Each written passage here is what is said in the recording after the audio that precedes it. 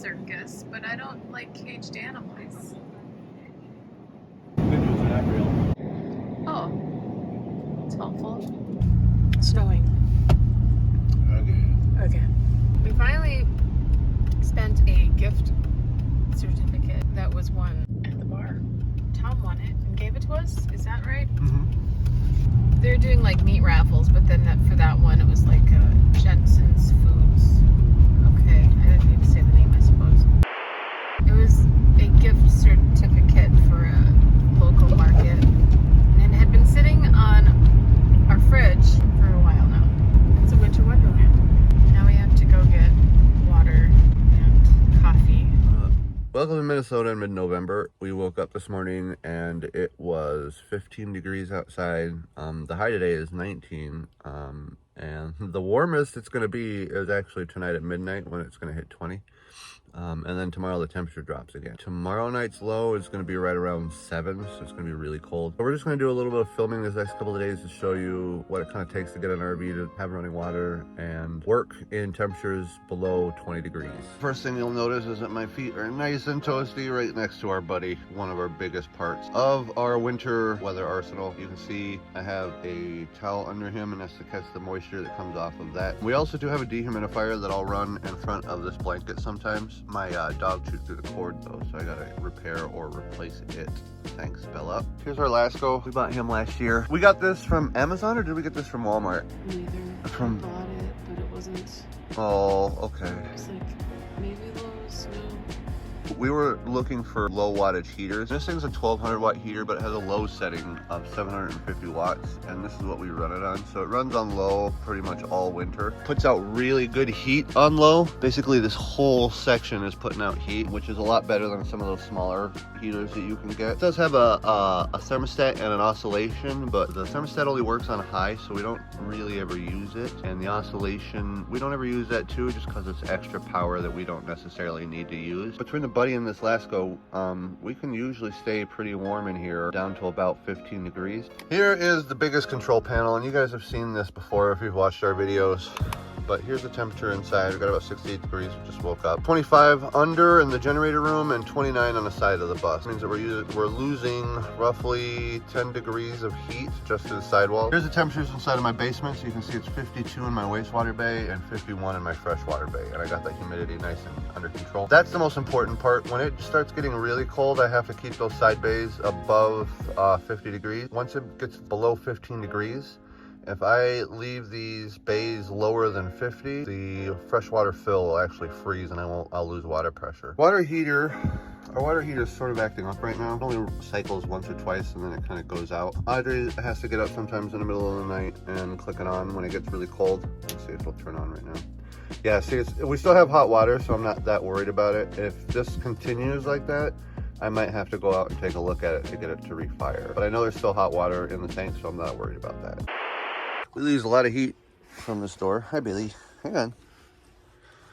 So, I keep a blanket over it. We have this bag down here, and there's actually an old cushion from a chair that we put in the bag to keep from getting moisture on it.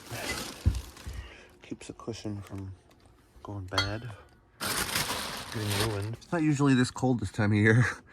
It's very cold. Bill wants to go outside, huh? Go outside, huh, Billy? Oh, windy. So we're supposed to get 20-mile-an-hour gusts today. So it feels like 4 degrees outside. It is very cold. Problem is that when it's this cold, you don't really feel like doing much. You just kind of want to, what's Steve Wallace say, hunker down. Buddy's on. I just reset my modem from T-Mobile. The internet here has been kind of not as good as it used to be when we first got this thing. A couple times a day I'm having to unplug and plug this thing back in. It's currently 18 degrees outside. It's freezing cold. It's gonna be freezing cold all day today. I'm gonna reset this modem and I'm gonna put on the TV for Bella. One of my favorite things about this RV is it has a powered antenna. When I put that switch on, see that light that's on? I have this antenna that's right here. Now I could crank this up, but I don't really need to because I get all kinds of channels just as is. When we don't have good internet and I want to entertain my dog while I do some gaming, it's really nice that I could just have access to some free entertainment. Hey, want to help us out? Subscribe to our channel. It's totally free and it would really bring us joy. Then click the bell notification so you know when we have a new video up. Thanks. Here's my tablet, and here is my monitor, and here's my steering wheel.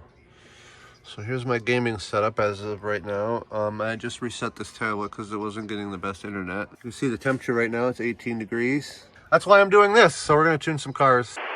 It's 19 outside, 18 all day, and we're having furnace problems. I got cold air coming out of this vent. It's not staying lit. We have over a quarter tank of propane in the onboard tank, but I don't know if there's moisture in it. I cleaned this all out this year, so it should be just fine. I was out there earlier today messing with it. I didn't get any of it on camera, but I'll take you guys out there with me now. The furnace is on. Oh, it's hot. Ooh, it's hot. Woohoo! It lit. Okay, that's encouraging. Staying lit. It's good. Good heat too. I came out here because I thought it wasn't lighting, and it just waited for me to come outside to just prove that it was. So it feels like 0 outside with the wind chill, and we need propane because I'm out.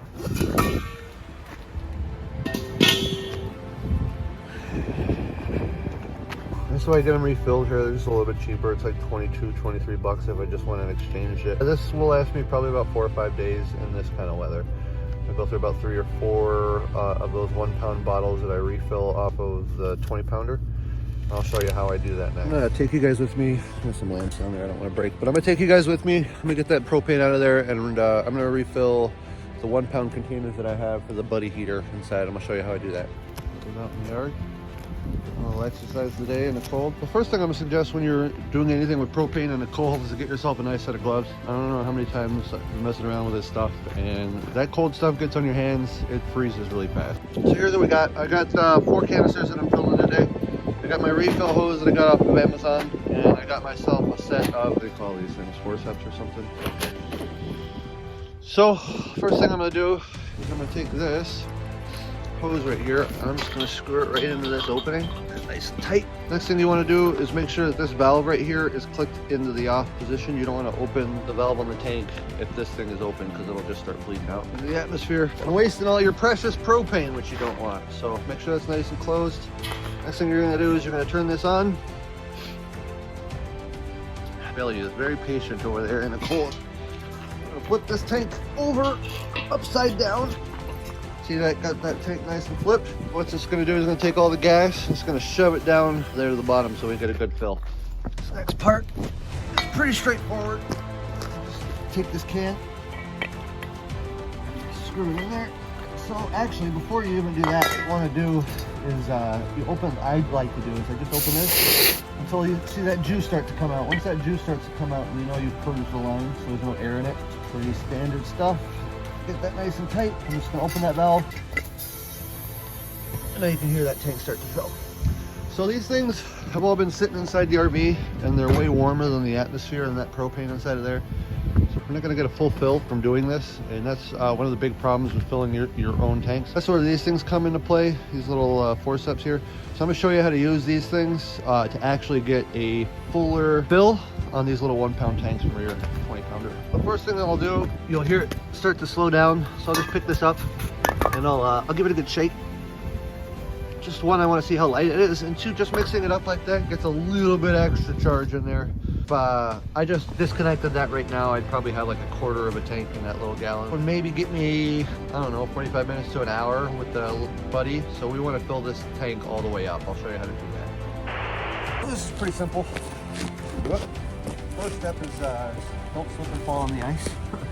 That's always bad. So we're going to take our little forceps here, and we're going to find this little bleed off valve right here on the side of this propane can. We'll grab it. I'm going to pull that out. I'm going to count to about 6 or 7, or until I start to see a lot of this white stuff coming out. I've got a nice full tank, so it doesn't take much to really fill that thing up. So just doing that lets all of the air out of the top of the cylinder. I can already feel this getting colder in my hands because it's filling up with more propane. We got pretty much 1 down and 3 to go. I got 4 full ones. They're nice and full. I can kind of feel by shaking them that it's probably about 85 to 90% full, which is what you want. You don't want to overfill them. These safety valves will go off if you do get them too full, so you got to be kind of careful. If you take these tweezers and you pull on these little relief valves right here, until you start seeing the propane fluid come out. It's usually when you know you got enough air out of them and you just let them fill up. You'll actually hear the fluid stop transferring and you know they're full, and you can kind of pick them up, give them a shake, feel how full they are, and that way you know. So, but after this is done, we're just going to spin that bottle around. We're going to shut this relief valve off. We're going to take this. I got to tighten this bolt because it looks like I'm getting a little bit of propane leaking out of there. But basically, I'm just going to take, let me see if I can do this one-handed. I can't, and that's dangerous. I shouldn't. So basically, I'm just extinguishing all the propane that's in that line. If I had a better way, or a more, I don't know, if I had a cleaner way to do it, I obviously would. But there's not usually much propane left in this line after you're done using it. So you clear that, so when you unscrew this from that thing, you're not getting cold propane on your hands, because that's real bad, especially when it's cold. I get about 12 to 14 of these 1 pound jars out of a fill. If I go to a gas station and exchange it, you only get about 10 to 12 because I don't fill them as full. I usually always recommend that if you are going to be doing any kind of winter camping and you need a lot of propane, that you should get them refilled as opposed to exchanging them, because you do get a little bit more. On a cold day like today, you might be thinking, oh look, you're just making another, like any meal that you would make in a crock pot or whatever. The reality is that this thing right here takes like 700, 800 watts of power to run constantly. This thing takes like 200, maybe 300 to run. And I'm here to tell you that once this thing heats up, it's going to put out almost as much heat as this thing. I'll be able to shut this thing off. Audrey's on her way home. It's the end of the day. It is currently 10 degrees outside when I look at my watch. The feel-like temperature is -3. That's pretty cold. I have my electric Lasco heater on. I also have the crock pot on, as you just saw. Dinner is pretty much almost done. Furnace hasn't acted up all day.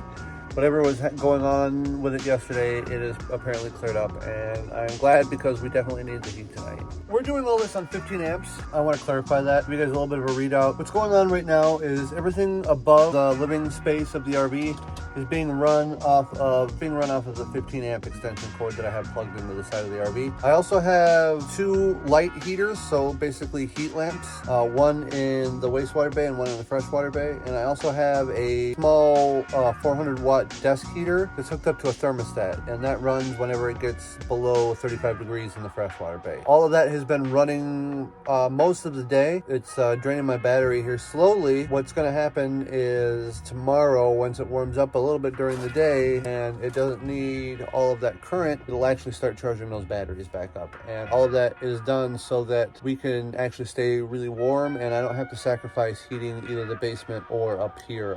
I can do both at the same time. It's going to warm up next week. It's going to be in the 30s, and we're really glad. So we're getting new tires. We are going to make it down to Thanksgiving for my mom's. If you do like this video, please don't forget to like and subscribe. All of that stuff, it really does help us out, and we are growing, so we really appreciate all the help we can get. Feel free to check out this video right here. It's basically going to be a video about our battery build. It's a good start into what we do here. It's a lot of DIY RV maintenance and RV builds, like our battery. It's one of the reasons why we're able to boondock here in 10 degrees off of a 15 amp extension cord. And thanks for watching. We'll see you next time.